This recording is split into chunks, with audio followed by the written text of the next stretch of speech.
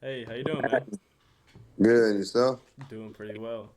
So we're Mastermind Media. We do things a little bit different. We do a podcast, of course. We upload it to YouTube, but we also stream this live to a Discord server, and they have options to send out questions into our chat. We also have some preset ones for you as well.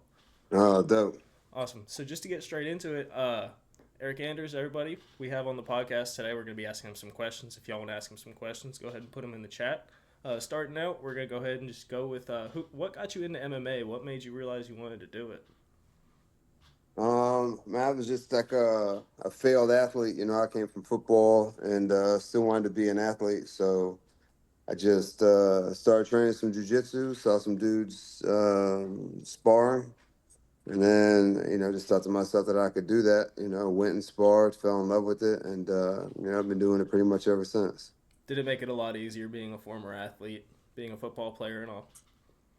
Um, Yes and no, because obviously I like train my body to be an athlete and athletic, explosive, fast, things like that, my whole life. But then I knew nothing about MMA and jujitsu and things like that. So I said, I just had to like learn everything from scratch. And I know a lot of athletes aren't willing to do that. So I just kind of had to bite the bullet and make it happen. Awesome. Your greatest inspiration coming into MMA? What's that? Who was your greatest inspiration, like moving into MMA? Man, just myself. I just wanted something to do, something to train. Still wanted to be an athlete, so uh, I just kind of made the transition. Do you think a delay of a fight works towards your advantage or against your advantage? So what? I think the delay of like this past fight. Yeah. Um, I don't know. Probably to my disadvantage, to be honest, because when when Weidman made weight, you have the real weigh-ins in the morning. Everybody gets in their drawers and goes and weighs in, and then puts their clothes back on and goes and gets physical. He didn't even put his clothes back on. He was just sitting there, in his underwear, kind of, just scratching his head, kind of. He looked very uncomfortable. So I think the wake up was hard for him.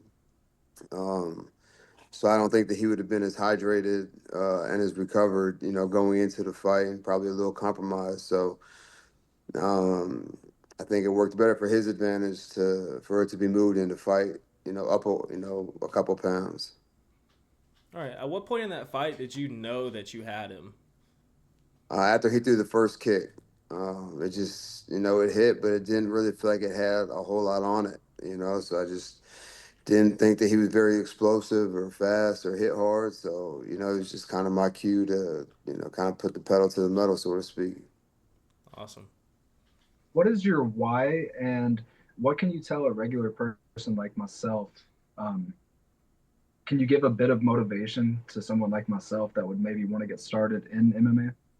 I mean, if you want to do it for real, if it's like it's something, if it's your passion, you're gonna find a way and figure it out how to do it. Otherwise, it'll just be a hobby for you. You'll say you want to do this, you say you want to do that. You'll dabble in it for a little bit, but won't fully commit, or will find an excuse. So at the end of the day, it's really up to you to make it happen. Because cool thing about this sport, the guys who win and the guys who perform and girls are the ones who rise to the top. So you can lie to yourself all you want, but it's all going to come out in the end.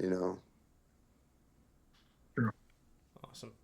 Another question we had. Which sport do you like the most? Do you like football more or you like mixed martial arts more? Like if you had to pick one, you could do either one no matter what. Which one would you pick? MMA, without a doubt. I never really liked team sports. I just, I played football because and I loved football at the time. Don't get me wrong. I didn't even know what MMA was. So how could you love what you don't know? But so that, I did love football. But at the end of the day, it was kind of like an avenue to get and do what I wanted to do. I wanted to be an athlete. I didn't want to like a 9 to 5. So, and then I thought that I could make a lot of money. Girls like football players. It opened a lot of doors for me. Even without football, I think my road to get to the UFC would have been much longer. But there was like a whole. You're marketable when you come from something else into MMA. Like you look at guys like Adesanya, Pereira, who come from like big kickboxing promotions, or Volkanovski, who comes from a rugby background. There's like a story behind that, and you bring that fan base with you, and the UFC knows that from a marketing standpoint. So, um, yeah, football was cool. I loved it and enjoyed it when I did it. But football is kind of like that. That ex-girlfriend. Like you had your time, you had your run, but I'm with the new girl now. Yeah, I feel that. Okay, my next one, although it's not MMA related, you put on quite a show in the 2009 National Championship game with a sack, a forced fumble, along with 7 tackles. What would you say is more exciting, getting a finish in the octagon or winning a national championship? Um, that's kind of a loaded question because of the weight of each thing. Like, I've had 9 or so wins in the octagon and just one national championship, but that one championship is a championship. Those aren't just I had like 12 wins to get to the championship, and it's a team sport. So um man, you'd have to go with championship over a fight, just because I haven't really fought for nothing of significance other than entertainment. Fair. Yeah, so in 2012, when you turned to MMA, you what interested you? Like, what made you make that pivot? Was it something in your personal life that made you want to make that pivot, or was it just that you were wanting something new? Yeah, I just needed like an outlet, I needed, because I was like drinking and partying a lot and getting in fights and stuff, and so I just kind of see how that road goes and ends. So I just needed something else to put my energy into. So that's why I wrestled in high school, so I knew the jujitsu was similar to wrestling. MMA wasn't even like a real thing here in Alabama. Like there weren't a whole lot of fights. It wasn't sanctioned. And so I was like, well, I can go do jujitsu and wrestle and, still kind of be an athlete and stuff and, get all my energy and, kind of vent, through jujitsu, so to speak. I gotcha.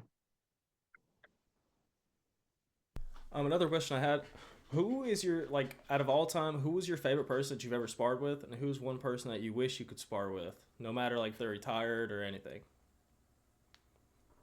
Man, really ain't no money in sparring, so it's not like I wish I could train with that guy. I train with John Jones, a little bit. He's the GOAT, so it goes without saying, like if you're training with the greatest to ever do it, pick his brain, learn a few things, and stuff like that. That's the guy you want to talk to, right? Yeah, awesome. How many more years can we expect to see you fighting in the octagon?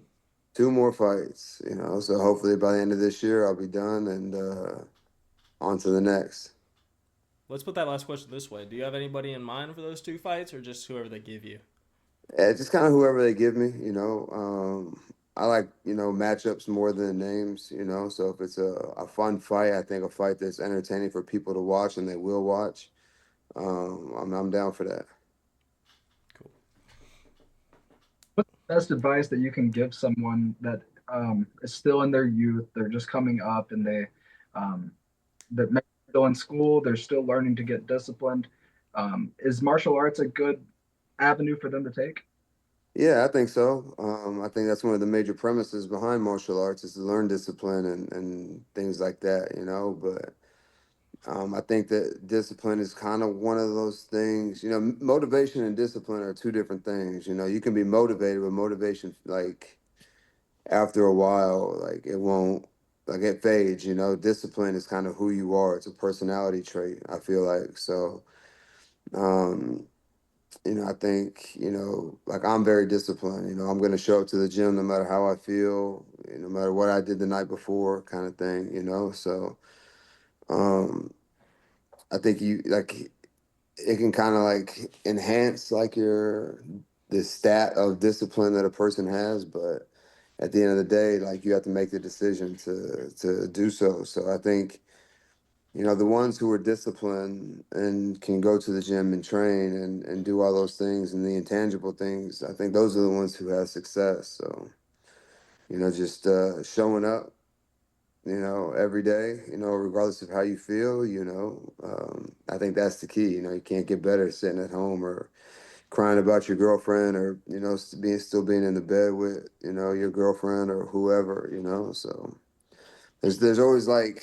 things pulling you away and like life happens to everybody, but you kind of just got to say, whatever, screw that. Like, this is what I want. This is the dream that I'm chasing. So, okay, my girlfriend broke up with me. Okay, I have bills to pay. Okay, this, whatever. Like, there's a million excuses to not show up. You have to, kind of put all that to the side and show up anyways. Awesome. Persistence, consistency. But hey, man, that's all the questions that we had for you. We just wanted to thank you for coming on, and we'll give you a second to shout out your socials if you'd like, and any kind of sponsors you had or anything like that. Yeah, hey, appreciate you guys for having me, man. Appreciate the love. Facebook, Twitter, Instagram, whatever. It's all at Eryk Anders. Super easy, super simple. Just like myself. So holla at me. Awesome. If you'd like to connect with Eryk, just click his socials down in the description. We'll see y'all later.